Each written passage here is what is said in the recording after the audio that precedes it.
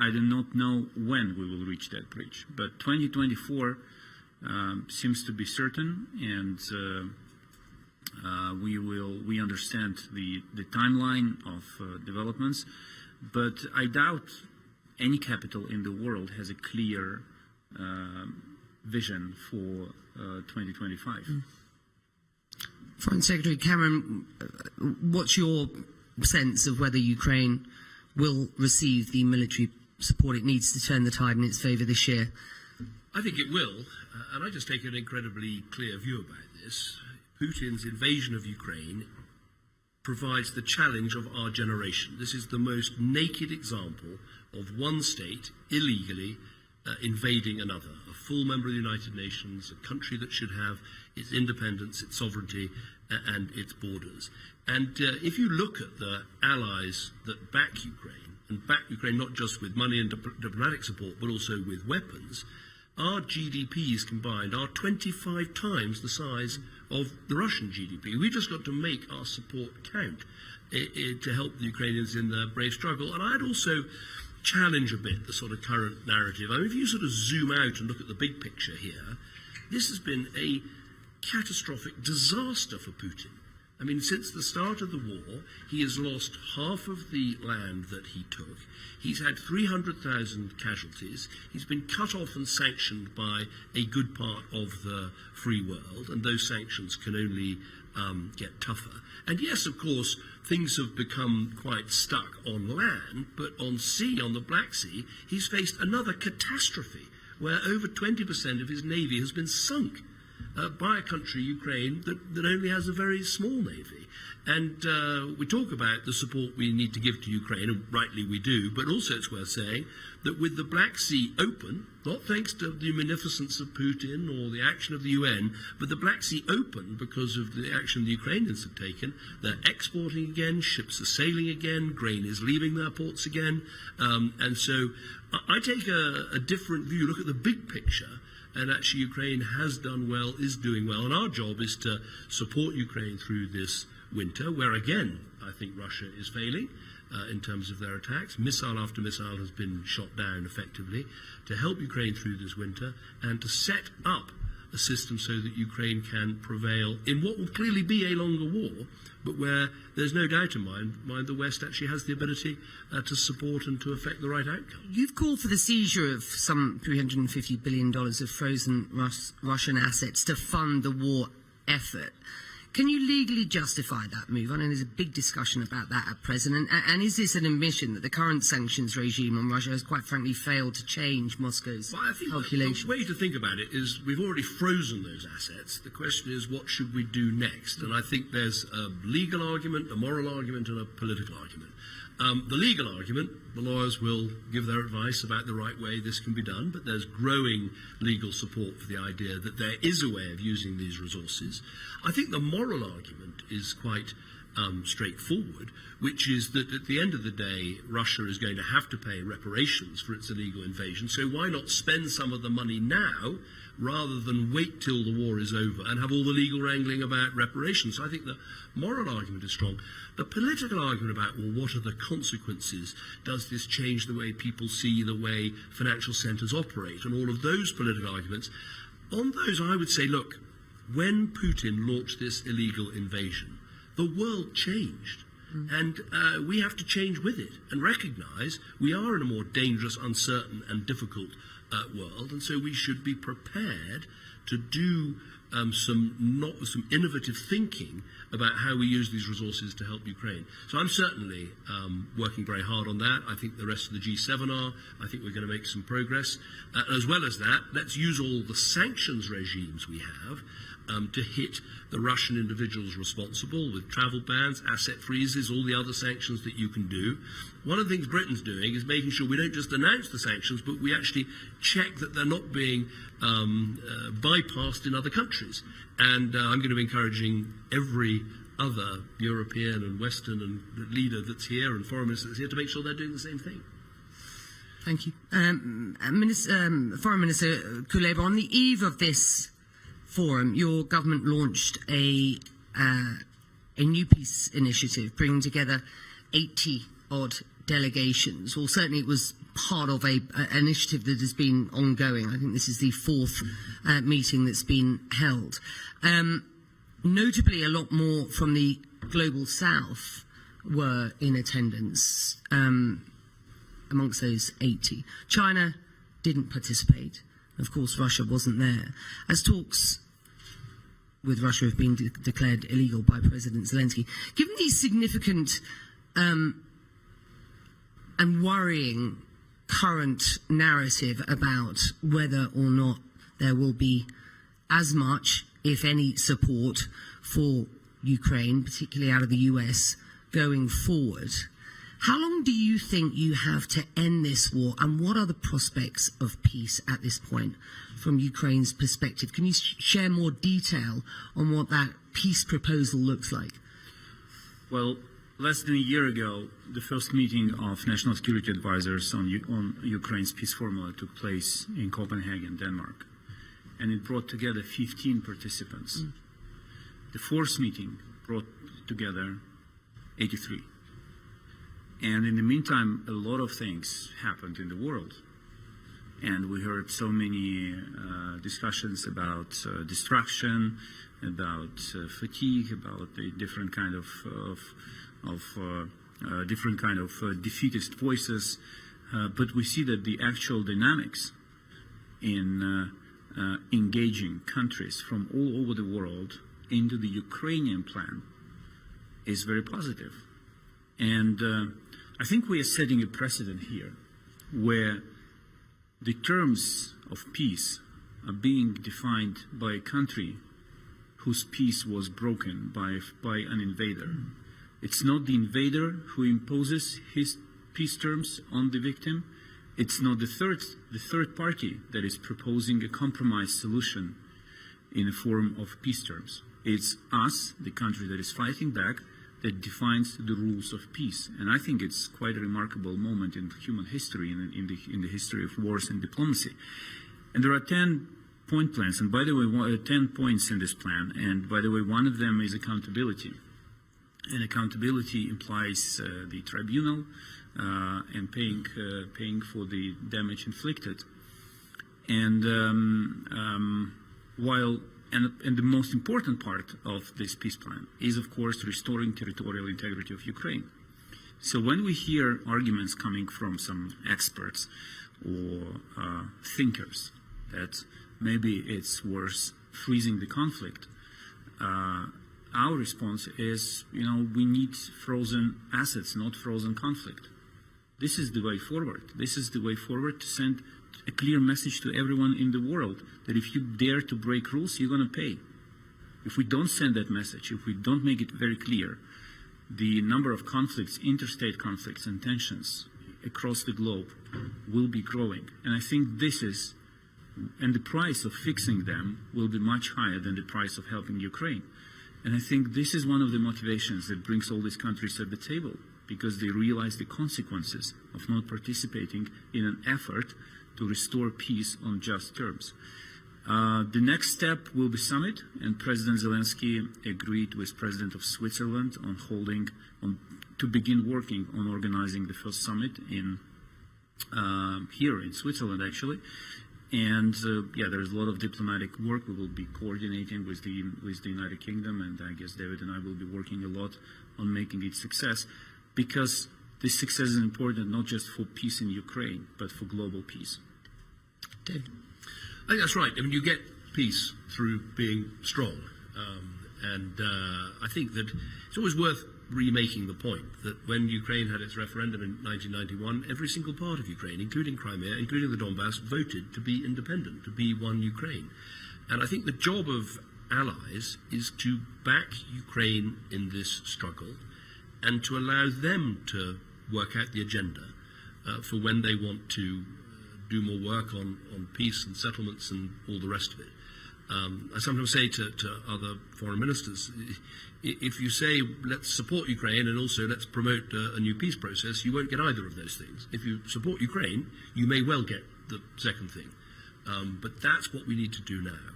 And as I say, I think that, I think we should think about the next year as one in which Ukraine, with this support, can actually grow stronger economically, diplomatically, militarily. Should be the aim, and that will make peace more likely. I think that is the way to think about it. And as Dmytro says, this is not just about Ukraine's security. This is fundamentally about European security, but also about American security too. I mean, history demonstrates to us that if you appease an aggressor in Europe, the aggressor comes back for more. And when the aggressor comes back for more, the price you eventually pay in your own troops and in the cost to your own country, the price gets higher and higher. And I think that's the argument we need to make in the United States. Obviously, they've got some big political arguments taking place there. But fundamentally, there is a majority in Congress for this support. We just need to find it and make sure it votes for it. Which brings me to my next question, Foreign Minister Kuleba. Your president concedes that one of the things that splits support for Ukraine in the US is elections, and the fact that in Ukraine elections, certainly presidential elections, are unlikely. Does that worry you that voices on the hard right in the US are trying to tie further support to what they see as the need to show that this is a democratic process in action? Are you confident that you will still be around as well, should there be a vote ultimately, governmental and presidential? It's always remarkable to hear far-right caring for democracy, especially in a foreign country. But I think the good news is that they seem to have run out of arguments if they resort to this one.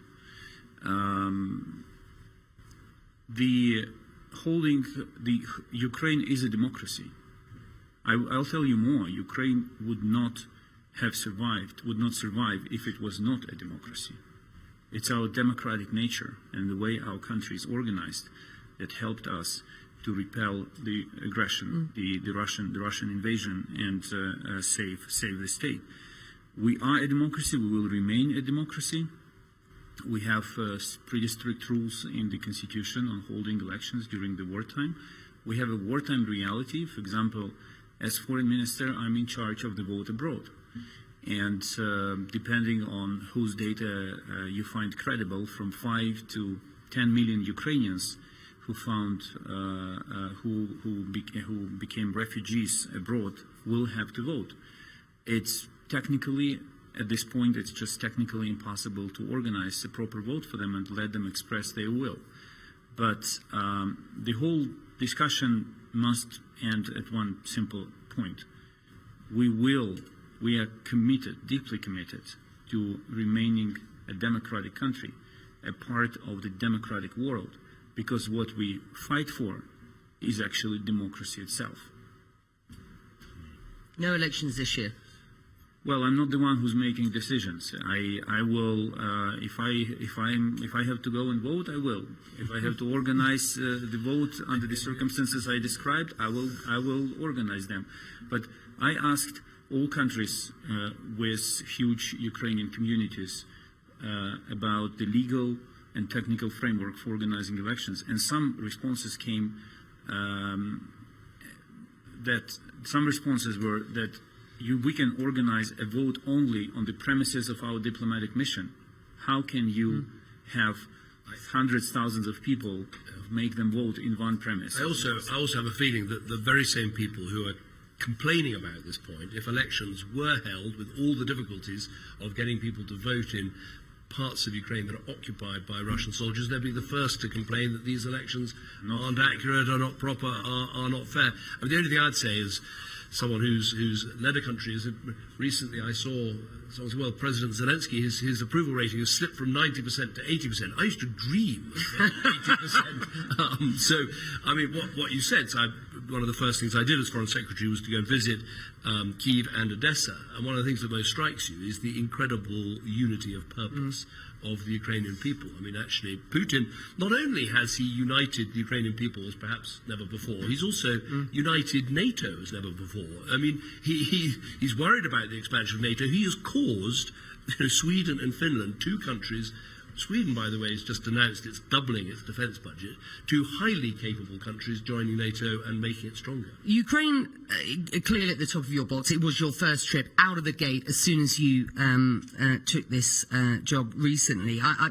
I must ask, because I think it would be remiss of me not to ask, given that we're talking elections, UK likely to go to the polls by the end of the year. You care passionately about Ukraine, and as I say, it's clearly at the top of your box. Do you have any confidence that you will be in place to drive that policy forward come this time next year? Well, we have an election year, and I'm absolutely sort of committed. I didn't join this government simply to be Foreign Secretary. I joined the government because I think we have a highly capable Prime Minister who leads a very strong team that's now got a growing economy that is making, I think, important steps in the world with a vital domestic reform programme. And I think we have every opportunity. So I've been around in politics for a while. I stood in 1997 when we lost an election very badly. This does not feel like that at all. It feels like we've got a very dynamic Prime Minister, a dynamic team with a very clear agenda, and crucially, the right values to help our country in a world that is troubled and difficult and uncertain and dangerous. And I think that core conservative value of security is the one that we need right now. And let's talk about that world, which is increasingly feeling frightening and dangerous. Your Cabinet colleague, Defence Secretary Grant Shapps, this week said, and I quote, "We find ourselves at the dawn of this new era. We've come full circle, moving from a post-war to a pre-war world." And he name-checks China, Russia, Iran, North Korea there. Do you agree with that assessment? And I have to ask, given what is going on in Gaza at present with that conflict and the evidence of spillover, significant spillover at this point, are you concerned that that is a distraction in support for Ukraine? You have called for a sustainable ceasefire, but not an immediate ceasefire. I mean, where do you stand on that? Of course, I mean, it's absolutely right. This is a very dangerous world. Not only have we got the Ukraine illegal invasion, you've got the situation in the Middle East, there are more wars taking place in Africa at the moment than we've seen for perhaps 40 years. But turning very directly to your question, look, we want this conflict to end as soon as possible. We don't want it to go on for a moment longer than necessary. And what I said very clearly yesterday, first of all, we need a immediate pause, an immediate humanitarian pause, so that we can get aid in and we can get hostages out. That is absolutely essential. And I think the really important question is there some way of turning that pause into the sustainable ceasefire that we want to see? Because it would be much better if we didn't, after a pause, return to fighting, return to violence, return to destruction.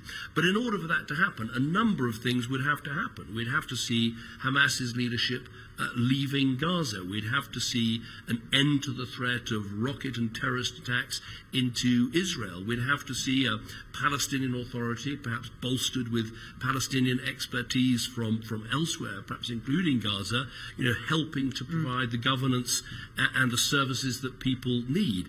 And of course, as part of that, you're going to need this longer-term horizon for how you see a historic settlement of the conflict between Israel and the Palestinians. But I think that should be the approach we try to take. Let's get this pause in place, get the aid in, get the hostages out, get that hostage negotiation done, and see if we can turn that into the sustainable ceasefire we all need to see. And the reason for using this word sustainable is, look, if you think you can just stop fighting and do nothing else, you'll never get a two-state solution, because you can't have a two-state solution with Hamas in Gaza able to launch rockets and terror attacks. And that's why it's so important that those conditions are put in place.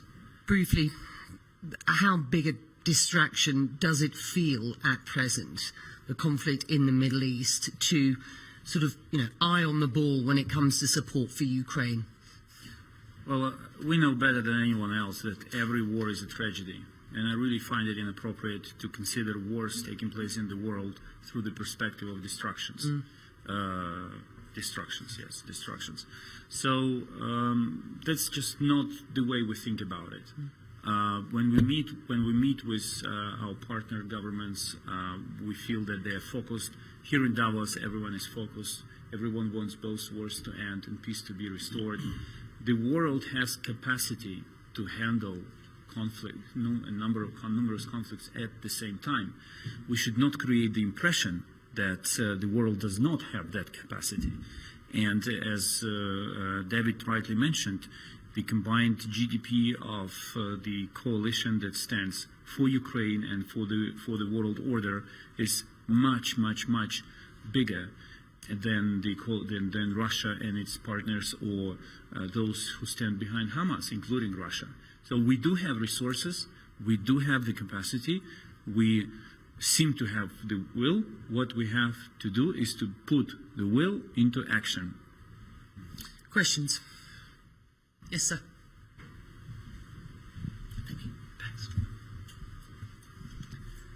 Question for Lord Cameron. When you're having meetings at Davos at the moment and speaking to other world leaders, is what's happening at home with the Rwanda bill an embarrassment to Britain on the world stage? And just secondly, on asset seizures, where are most of the Russian assets frozen currently? And which of our partners do you most have to persuade on the points that you've made? On the second point, on the assets, I mean, we can get you the figures, but there's a substantial amount in the UK, but there's an even bigger amount in Europe, actually specifically in Brussels, because of what's tied up in Euroclear, but we can get you the statistics. And what I'd say... 180 billion. 180 billion. What I'd say is that there's different legal opinions about the best way to do it, but there are lots of legal opinions that it can be done. And so that's the work that's being done. On the first, I would say quite the contrary. I would say, to be frank about this, the problem of illegal migration is a problem every country is having to deal with, particularly countries in the West. And I would say there are, if you like, two sorts of politicians. There are those politicians that realise if you want to deal with this problem, it's absolutely fine to talk about dealing with backlogs of asylum seekers, which we're doing. It's absolutely fine to talk about smashing criminal gangs, which we're doing. It's absolutely fine to talk about the collaboration you're going to have with neighbours and partners, which we are doing. We're even providing the money as well as collaboration. But unless you're prepared to do something that stops this trade in human beings, that means that if you take a boat from one perfectly safe country, France, to another perfectly safe country, Britain, unless you're prepared to say that if you take that boat, you won't be able to stay in the country, unless you're prepared to do the innovative thinking, the out-of-the-box thinking, then you are a politician that has got nothing to say about solving this problem.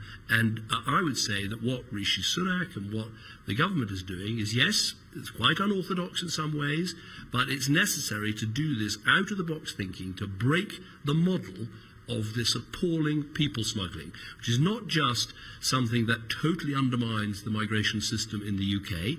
It costs so many people their lives. We've seen this week another 4 people drowning in the freezing cold water of the English Channel on a January night. We've got to stop this. And so I think, as I say, you'll find lots of politicians here who've got lots of things they want to do, but if they're not prepared to stop the boats, if they're not prepared to make sure that people who arrive from a perfectly safe country can't stay, they're not going to solve the problem. And I think there's a growing understanding for that as I talk to leaders from places like Italy and Austria and elsewhere. There's a growing understanding that we have to take some of these novel steps if we really want to stop this trade, and that's exactly what that bill is all about. Yes, sir. A quick question also for Lord Cameron, John-Paul Ford-Rojas from the Daily Mail. Just on Rwanda again, Paul Kagame said today here at Davos that there are limits for how long this can drag on. So are you worried that unless this is resolved in the UK, that the whole plan may fall apart anyway? Second question also, Lord Cameron, you mentioned the UK economy doing well now. Do you admit that you were wrong back in 2016 to worry as much and warn as much as you did about what would happen to the UK economy after we left Brexit, and hasn't Brexit actually been a big success? First of all, on resolving the situation, look, the Rwanda bill will have its third reading tonight in Parliament. I'm confident it will be passed. We have signed this new treaty with Rwanda, which puts beyond doubt that there are no dangers of asylum seekers being sent back to the country from which they came if they genuinely are asylum seekers, the principle of refoulement. So I think that is important. And also in response to the Supreme Court judgment, There's a huge pack of information that's been published about actually what Rwanda is like as a country in terms of refugees. And I would just point out that Rwanda actually hosts schools that have relocated from Sudan. It hosts people that have relocated from Afghanistan. I think there are over 100,000 people who've claimed asylum who are living and working in Rwanda. But of course we want to see this resolved. That's what the bill, that's what the treaty, that's what the process is all about. As for life post-2016 and more particularly life post-November 2023 when I came into post, I'm very clear that, look, we made a decision as a country through a democratic referendum, which I promised a full 2 years before an election. We held that referendum. We abided by the result of that referendum. I've often said this, that the country's made its choice, and our job now is to make that choice work. And I think what we're demonstrating is that Britain is a country that is perfectly capable of making a relationship work where we are friends and neighbours and partners to the EU, and we can make a success of that. And I think actually our engagement with Ukraine is a classic example of this. I was delighted when in Ukraine that Britain was described really as the #1 partner. And we do that in partnership with EU countries. But it's a good example, as it were, of how we are small enough to be nimble in our help for Ukraine and how we've got out in front of others and really done things that have helped. But we're also big enough to matter.